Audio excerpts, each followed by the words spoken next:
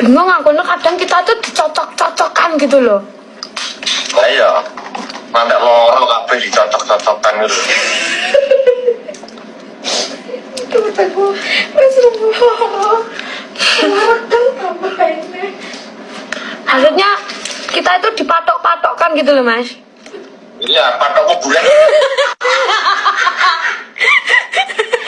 Iya, tak aku baca omong awangnya ngono ta kuwi. Ini loh, kita itu sama netizen itu di apa? Dijodoh-jodohkan gitu loh.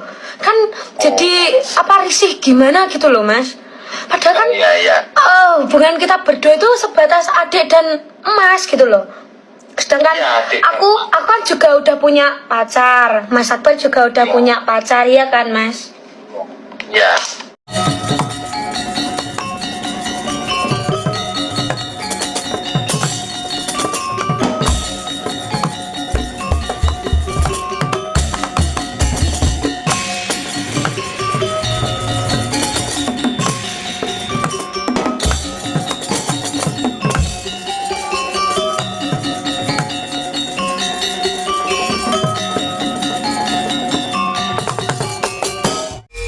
Sing tupa kumelun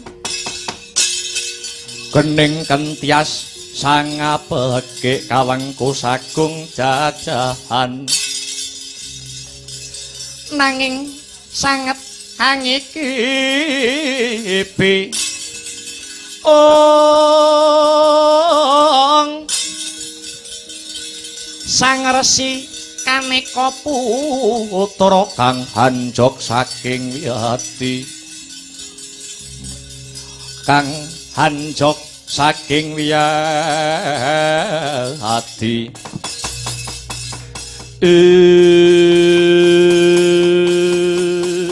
kawula nuwun Kanjeng Guru kula ingkang putra siswa pun pinjung kala arsa cumadong dawuh Guru kula pun singa bremara ugi nyadong dawuh Kanjeng Guru pinjung kala lan singa bramara apa ta darunane kowe sakloron adon ndak awit cerak-cerak saya ndak raketake merga iki ana babakan wigati ingkang bakal rinumpaka magepokan kelawan anggonku bakal ngrubuhake adeking para Pandhawa ngrubuhake adeking Ngamarta kanthi nindakake sanggit rungsit kang sarta reka daya ingkang lungit ya kuwi Kalimasada kudu uwal saka regemane Puntadewa Kalimasada kudu wadoh saka uripe para Pandhawa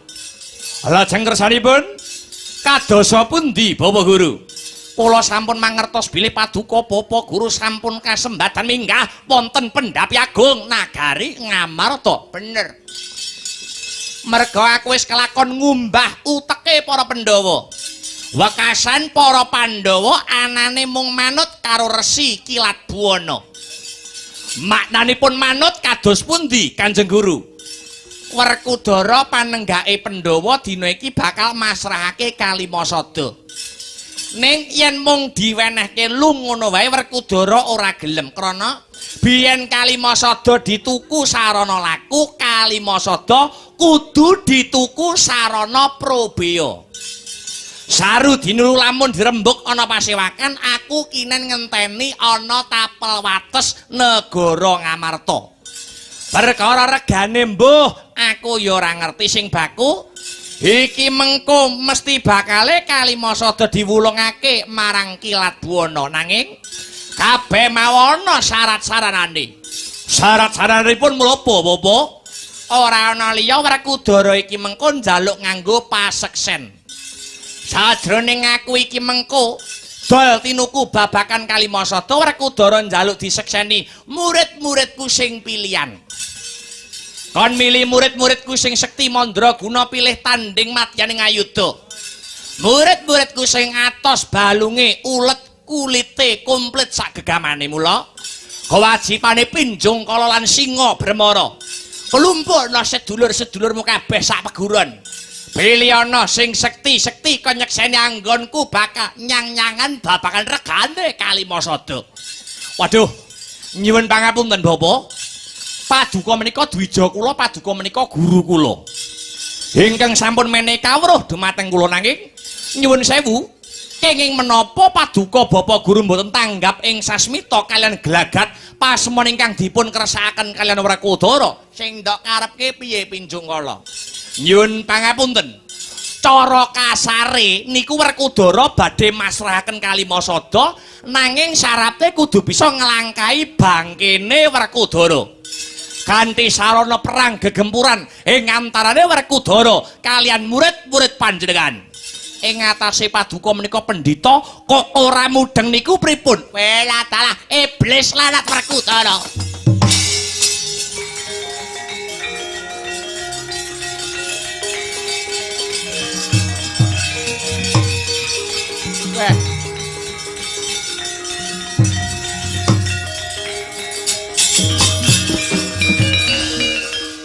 Ya jagat ya dewa ya Bathara.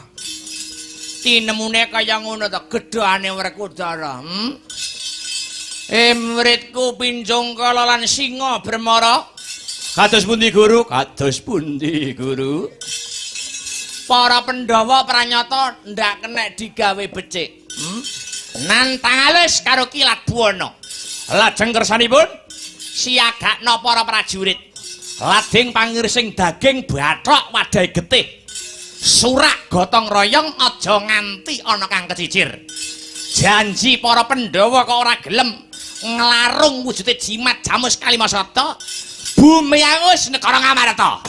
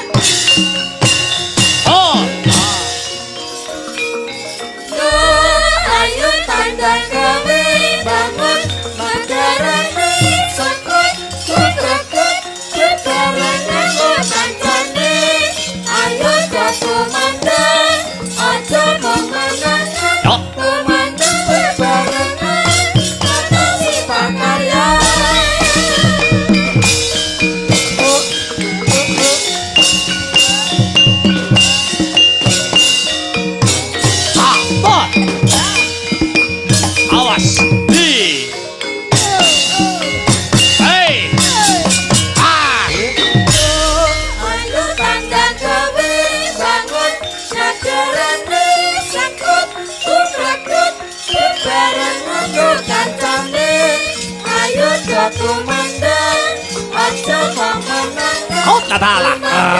Hei.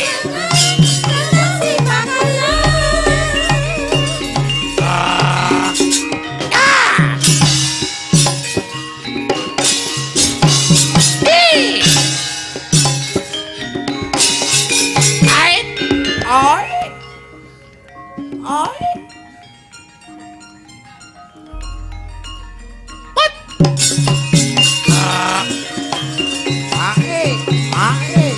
Oh,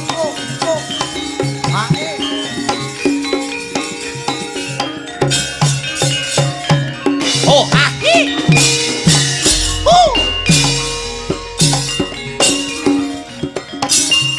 Ah. Hei.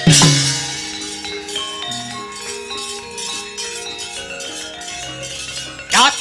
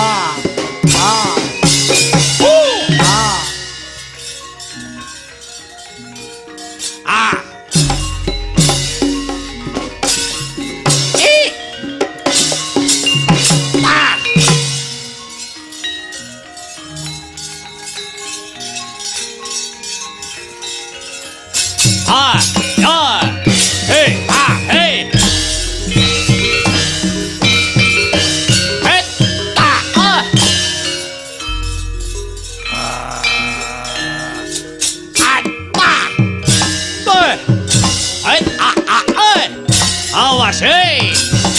Wah! Hei, awas, hei, ya, hei! Hei, hei! Awas, hei, ya! Hei, weh! Hei, hei! Hei! Weh! Hei! Hei! Hei! Hei!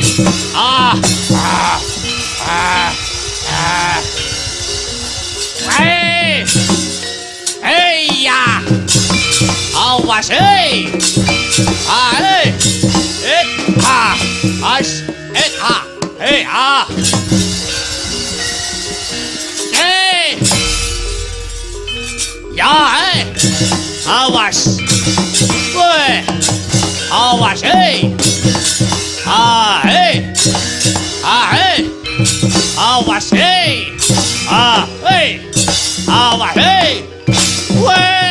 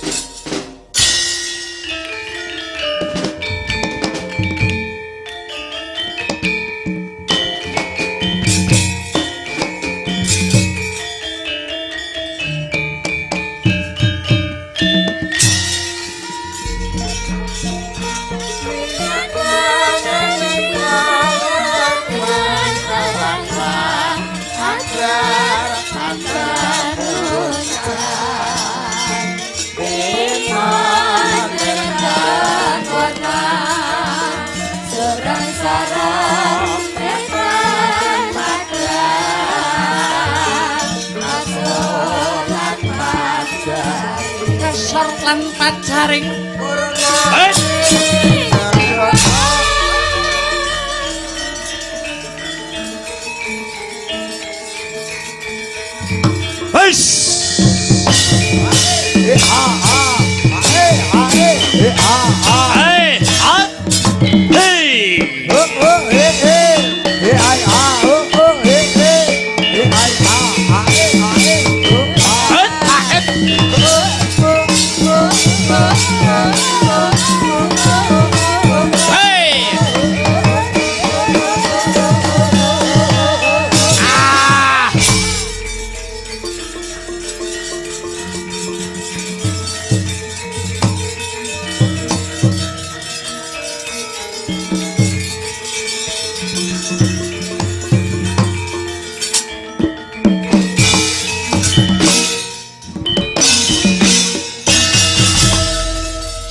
cancut kumregut ngembat watang ngora basa mungsuh tangkep cocok kantaran pausayakti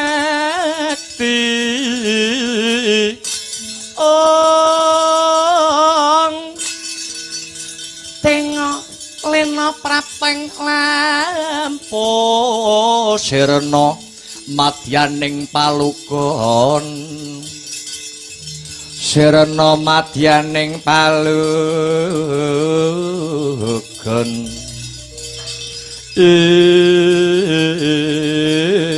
haing put latala turung suwe anggonku lumaku iki ana kepranggul satriya kuruwaking brengose linting-linting sampirke kuping piyuh-piyuh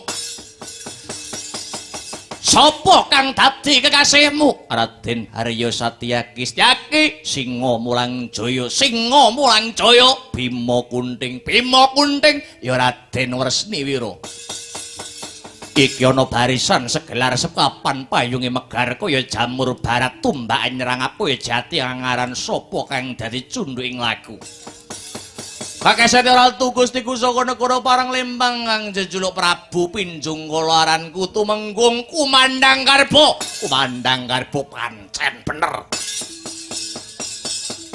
nyimpang ngiwa utawa nengen sing nduk goleki tak larung jimat jamus Kalimasada kasempatan kang jinangka kowe bakal nglarung wujude jimat jamus Kalimasada ngrebut Kalimasada saka tanganing para Pandhawa kalamun wis jengkelang dadi batang ngatang-ngatang bangkene Setyaki pernah apa karo Pandhawa dudu sanak dudu kadang yen mati melu kelangan apa babar apa wani karo aku entek wedine karo wanine Bagus gedhemu cilik dhuwur mundhek kopat kapil buntute ulet tapi ngejero manuk branjangan cengkang kandeling kulitmu jumenggleng sudanmu yen pancen wis satriya sekti tanpa aji teguh tanpa mekuru wateken aji coba mantramu umbang sutebya datamlang sati kawuja takon dosa nyai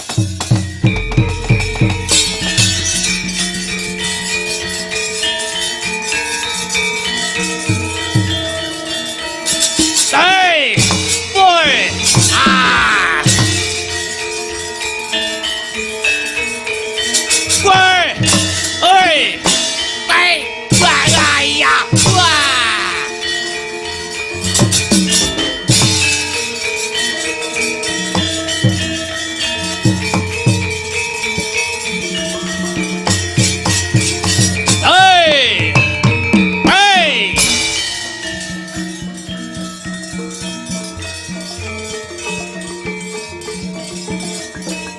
janjine ora tenanan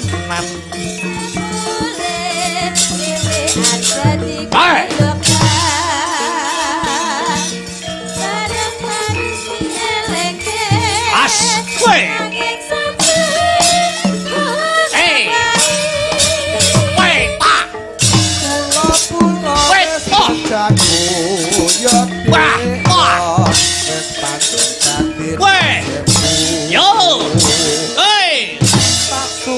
marang sliramu aja dadi rusite ngatiku mentok sakandani Yota nice boy awas hey nice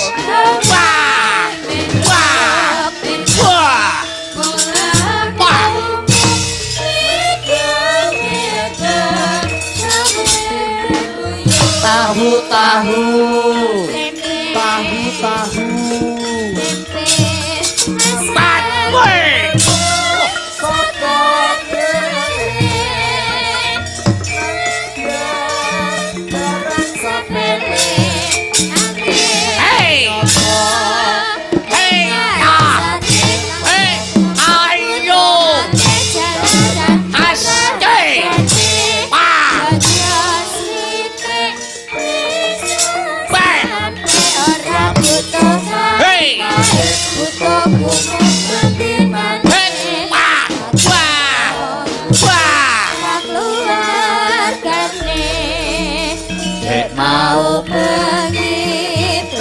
sang penting tanpa turu hatiku tak isi atur tuai beberes penting hati orang lagi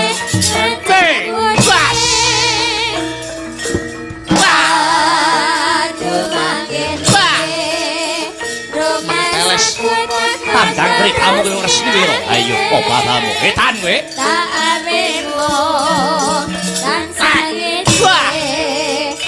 Hei! Hei, hei, yo!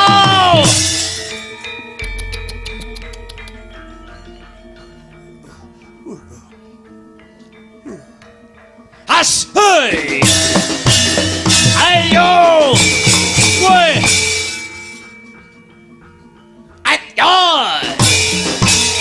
Oi, hey! Awas! Ah!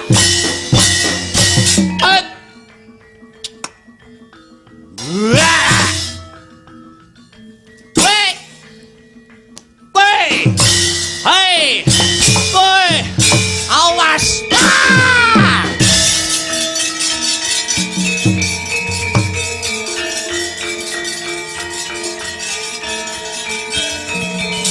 Woi!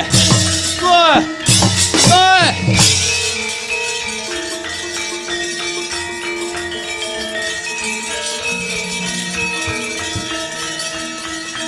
Hei! Awas! Pati we. Hei! Ambruk lagi, mudar kowe. Hantem! Umbulke. Hei! Oh! Hei ya! Hei! Sawe iki Antarja. Aduh.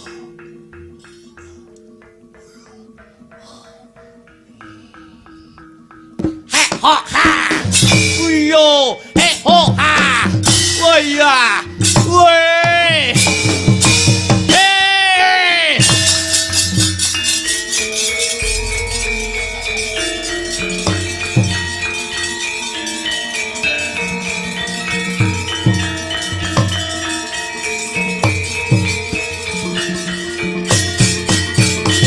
Hei!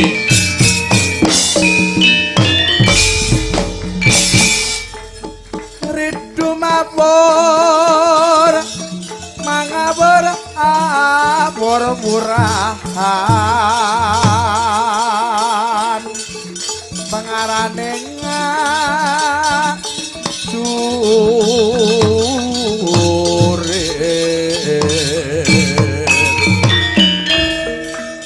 kong mat guru kongso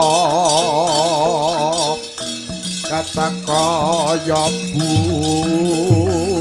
tula war panggriteng trangga estin rakata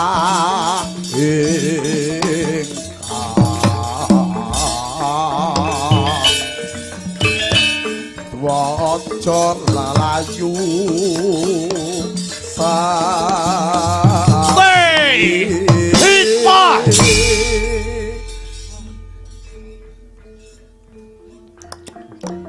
Oh? Yo, gulungan genderamu bongkok ana kegamanmu. Ratu saka negara Parang Lembang Pinjung Kala kang bakal makut ana pupuh sapa? Satrio mencorong diadane kaya meteor Gatotkaca iku. Maju ngejak pirang dina ladeni bondo tanganmu serimpung sikilmu. Lakon dadi pengewan-ewan kowe. Pas!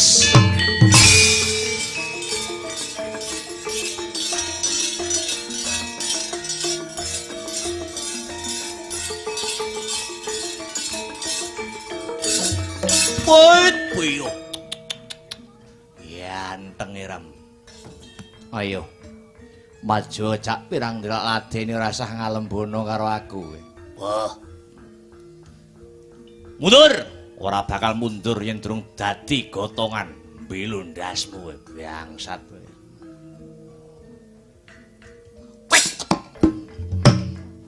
Wah, siji loro telu ambruk.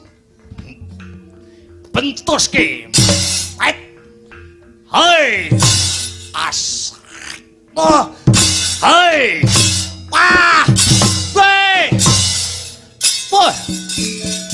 Hi. Ah. Ah eh ah eh. Ah ah. Ah eh. Ah ah eh.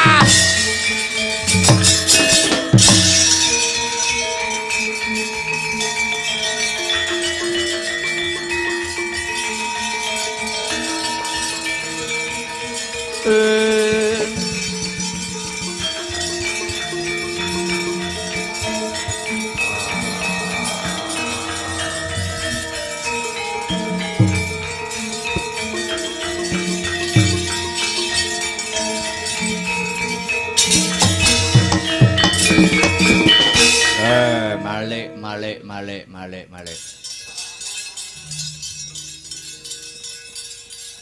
Sapa iki? Sarunge kaya sarung Bali. Warakudara, Bimasena, Bratasena, Gandawastratmaja. Wah, wong siji athik jenenge pirang-pirang. Sapa kowe? Singa Bremara aku. Minggira nek pengen ora dadi kurban ning kene ora ana wong nyang-nyangan anane lanang padha lanang. Wani apa wedi urip apa mati. Wah, gajekane. Raimu ra penak wit sore. Wani karaku sipate satriya. Wah, bakal mundur yen durung dadi gotongan. Piye?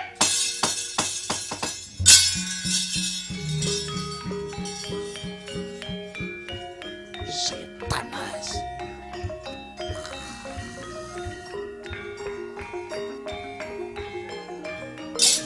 Hey! Stop!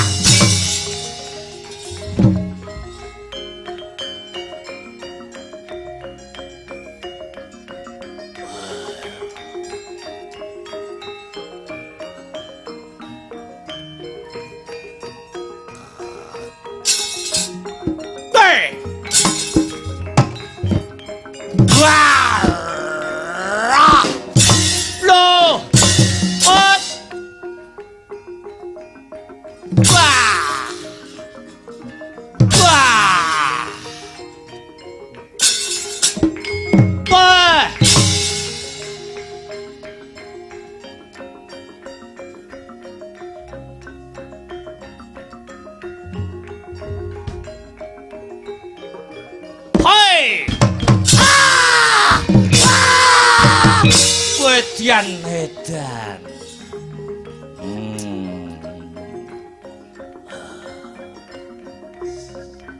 At. At. Was. Ayo. Waya. Woi. Woi. Woi.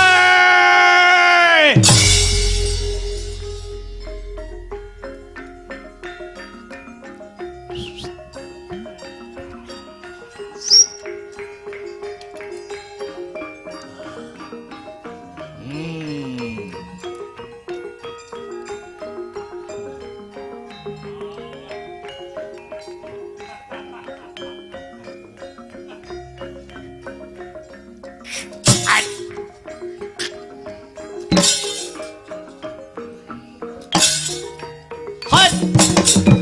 Hot. Hey.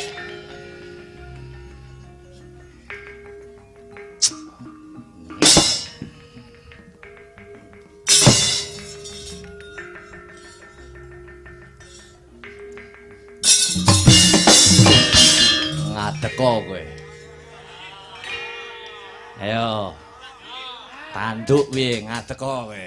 Ah, nantang karo aku. Ngadeko. Cah gempol dilawan.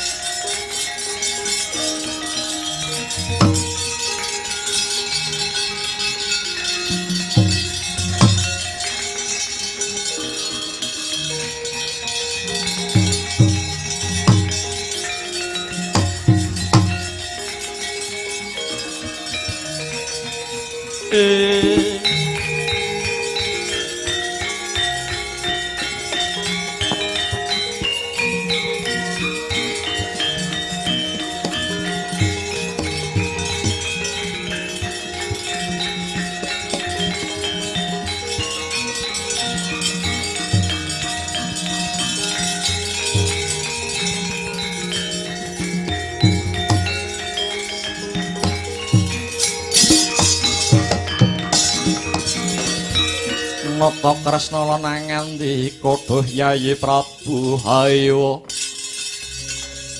sungkawing tias mulat solahe ngarinira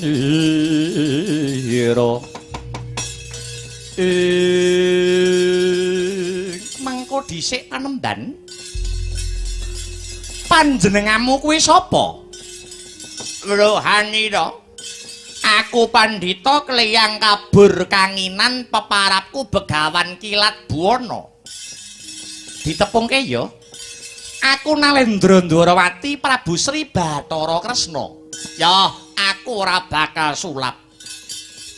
Ndak jaluk Prabu Kresna ora susah melu-melu celeng boloten kebo latengen. Iki perkaraku karo perkarane para Pandhawa kowe wong jaban rangkah jaluk aja melu cawe-cawe. Lho mengko dhisik.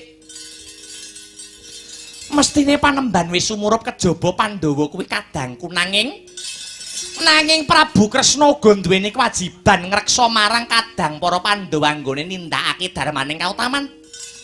Kautaman bel gedes apa piye? Kautaman apa pancen kanthi cara nyiksa batine para ulama kaya ngene iki. Lho, kabeh kuwi ditonton luwih dhisik perkarane apa?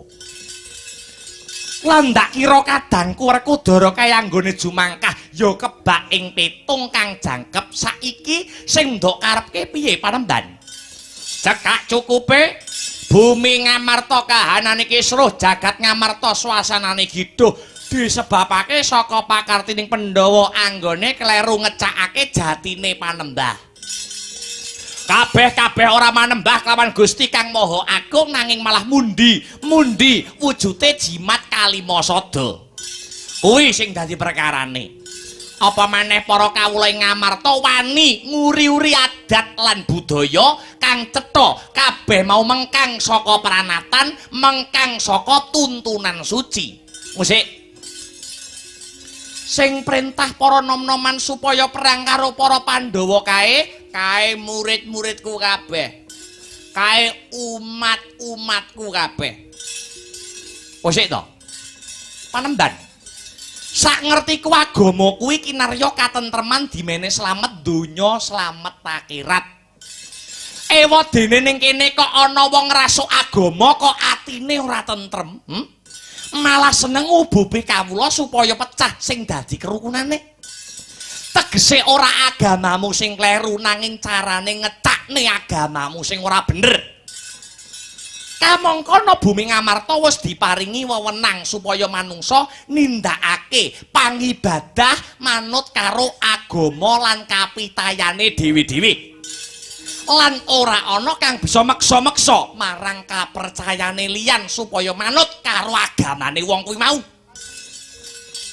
Kamangka yen ora kleru, anggone Prabu Kresna sinau gunggung kumpule.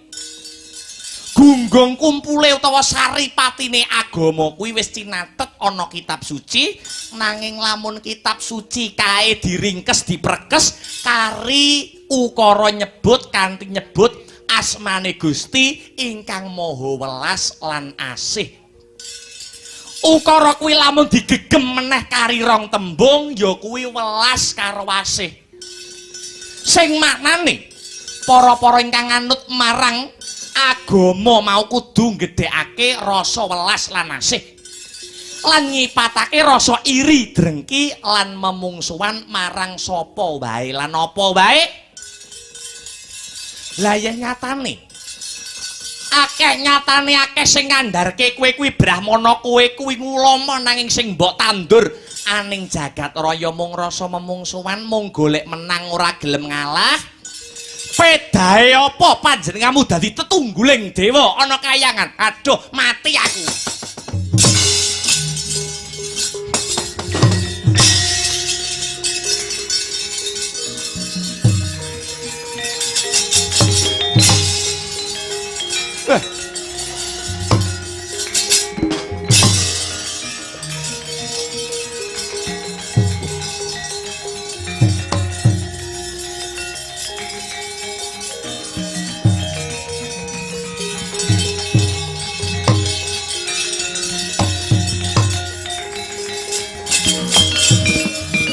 Mawut kang katrajang ing dahana wadya sangkep keprabon perang kang obro marakata. Kanjeng Rama pukulun ingkang sampun badar sejatining wujud. Aduh kedarawasan Dewa Srani.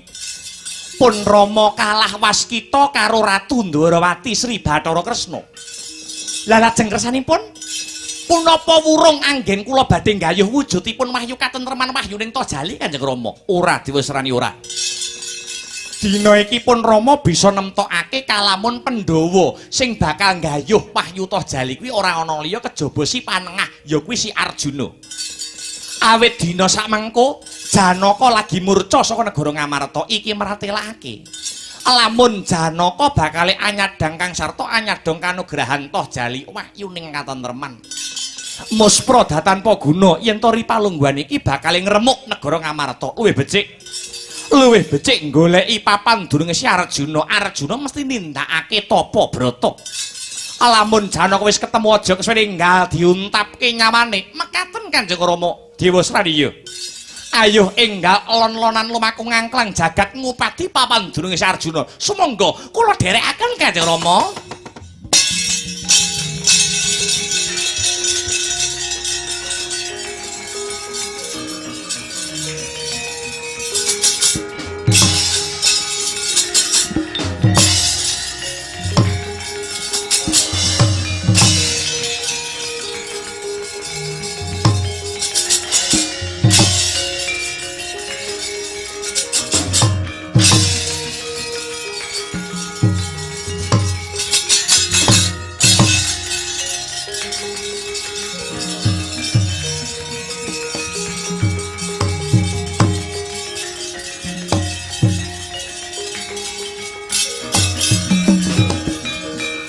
Taruna hangutiya sanes karo mongko saking dumadi marsudi engkawon kanake gunane pisane sembodo ladeno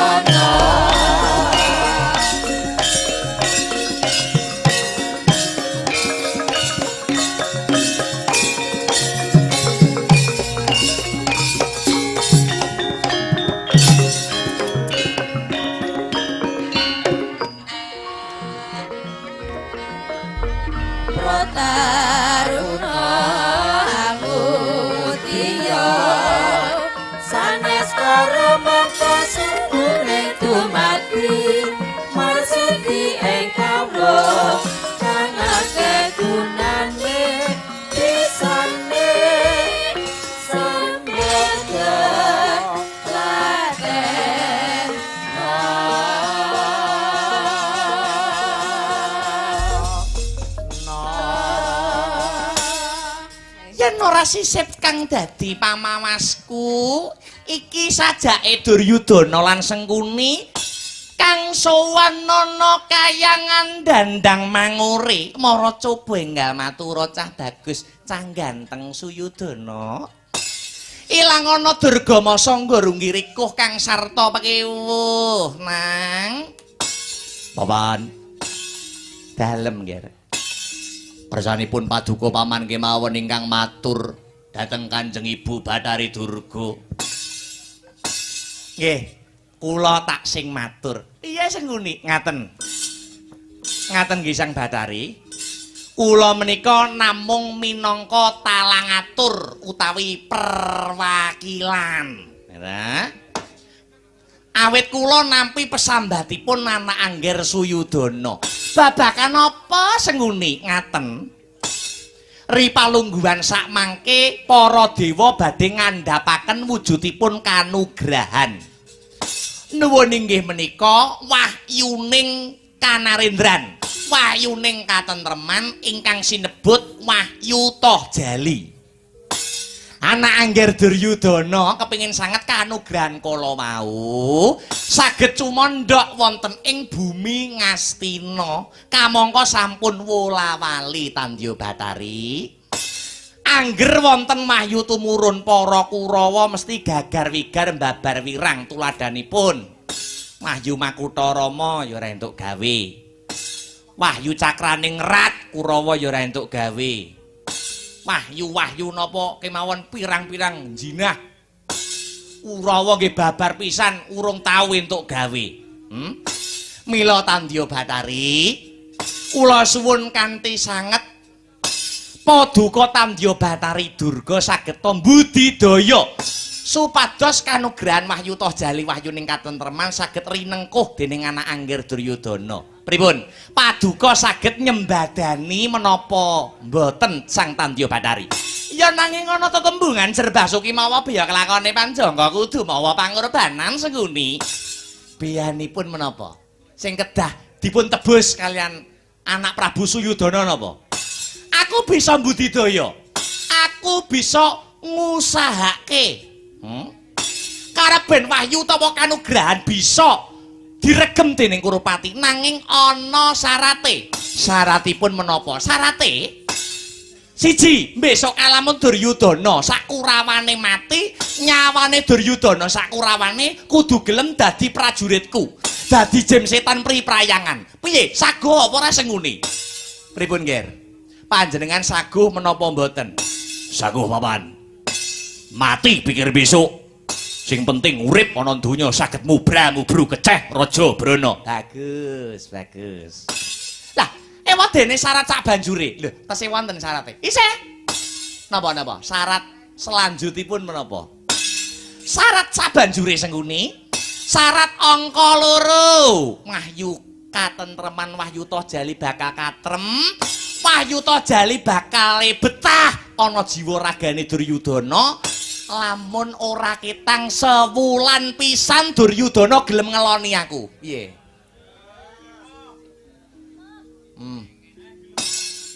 Pripun, Ger?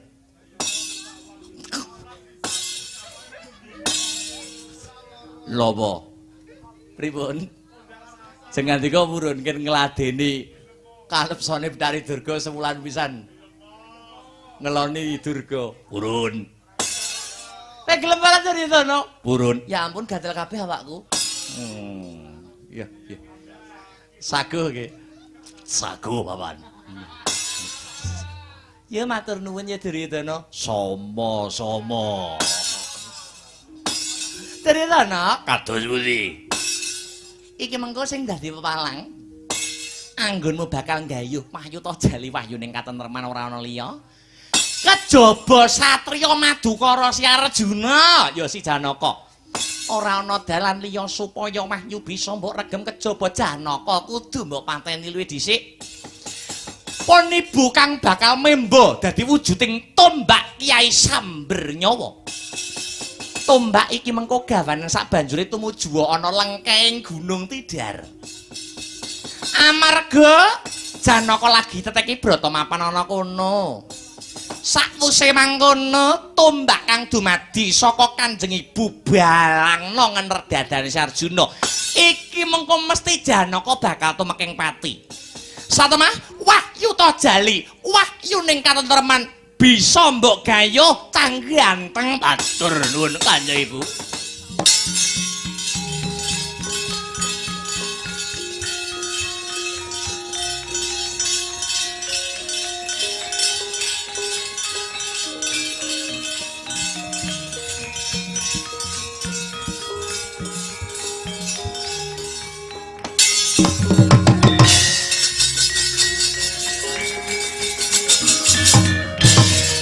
Dibeto nger dibeto. Nggih, Paman.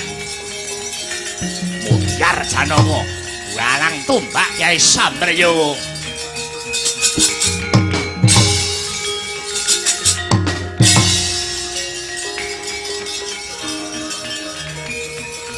Ora mikir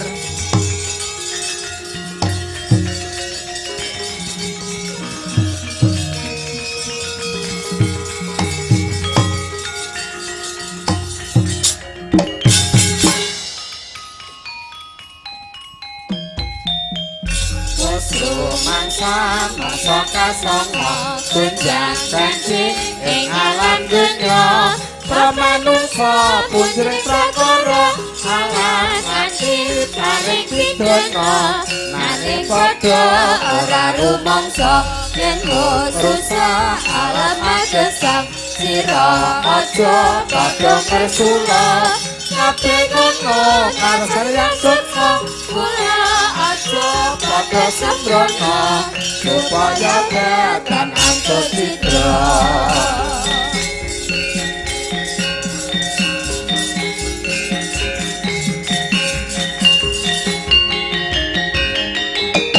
Janaka kelakon mati dina iki kowe.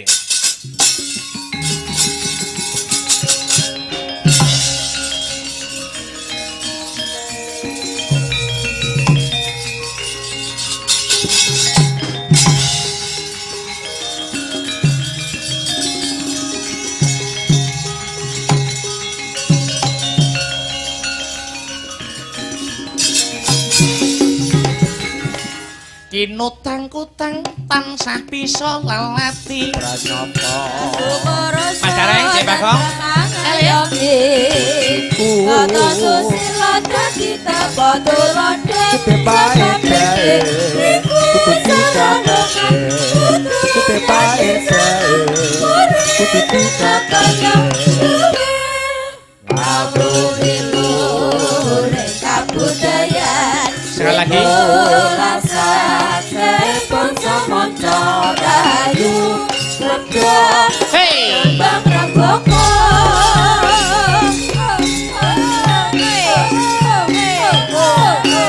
Tuh! Kinodang budang Tansah bisa lelaki Pranyata Kardu koroso dan prabang ayomi Kunciku Kata susila dadi tapatulodo Ketepae Kutu dikatakan Ketepae Kutu dikatakan Kabudayan Indonesia Kepon samonco rayu Rebdo Mangembang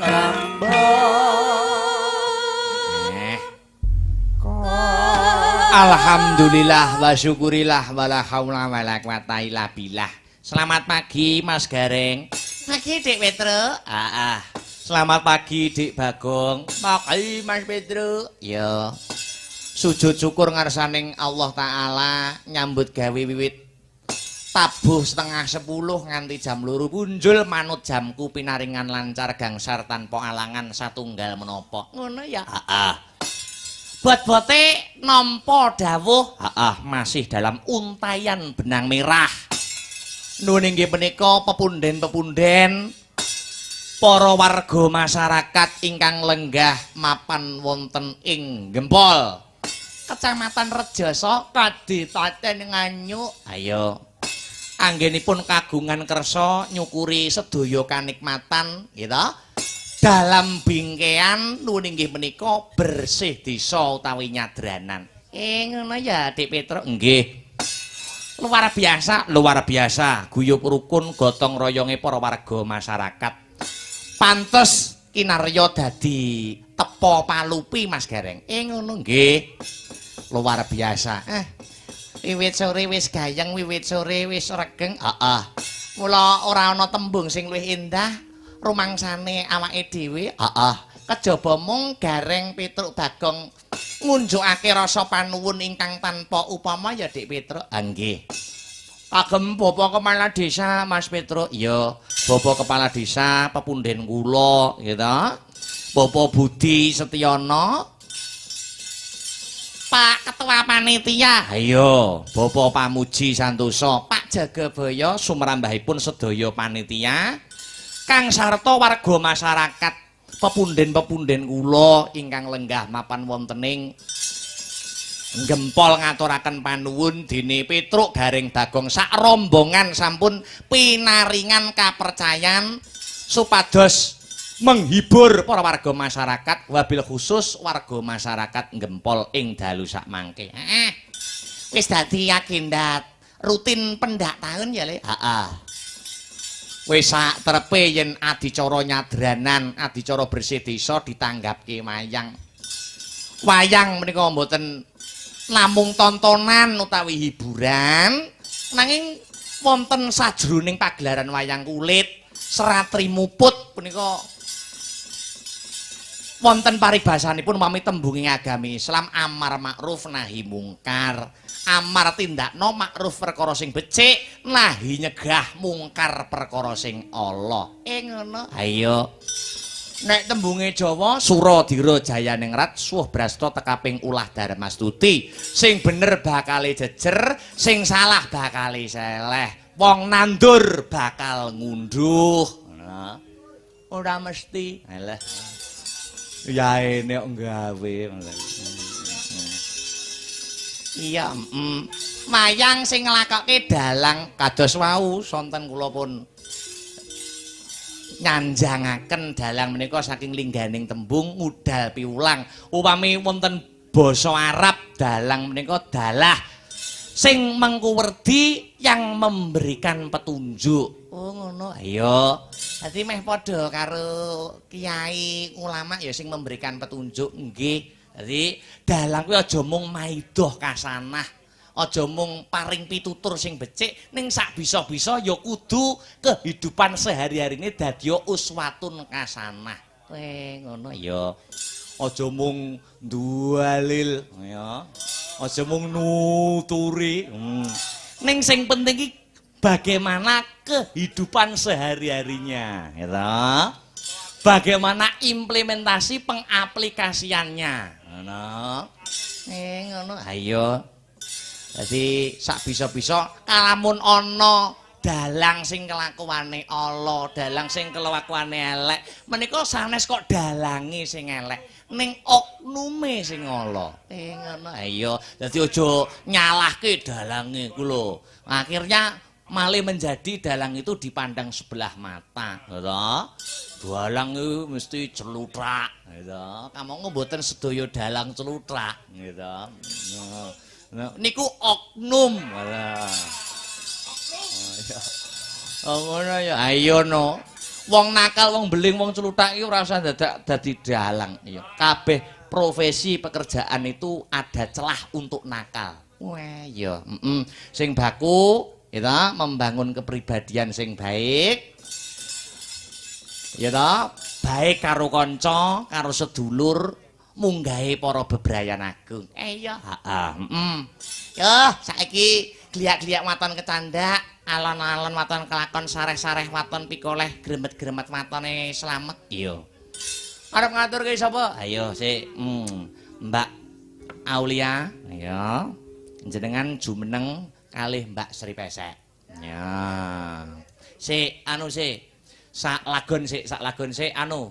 Jajal kanca-kanca isih kelingan mboten. Kencan. Ya, sing weton nganjuk, lagu weton nganjuk. kencan. Wah, iso ndak metu. Nek suwi ndak metu pisan penak lho. Piye? Kencan? Piye kencan. Ya jajal, kotak-kotak ya jajal. Coba kaya ngapa?